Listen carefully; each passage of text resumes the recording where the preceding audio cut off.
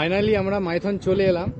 আর সব থেকে বড় এক্সপিরিয়েন্স হচ্ছে এই দাদা, ইনি মানে একটু দেখিয়ে দিই আগে মাইথনটা।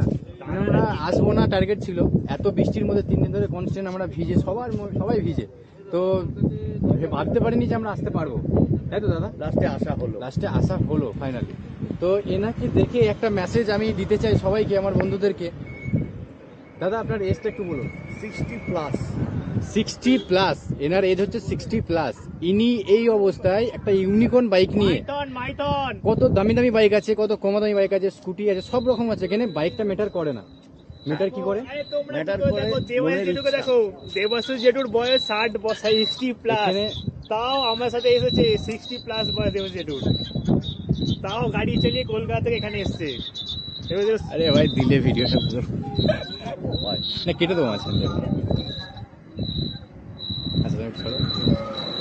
তো এনাকে দেখে ইন্সপায়ার আমি, মানে প্রচন্ড, যে হ্যাঁ এজ কোনো ম্যাটার করে না এখানে।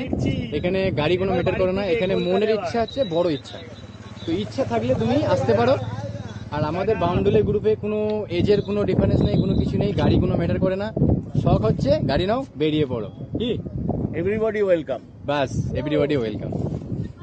তো এনাকে দেখে এই মেসেজটা আমি সবাইকে দিতে চাই যে প্লিজ তোমরা জয়েন করো, আমাদের সাথে ঘুরতে আসো, ঘোরো, আর লাইফটা এনজয় করো।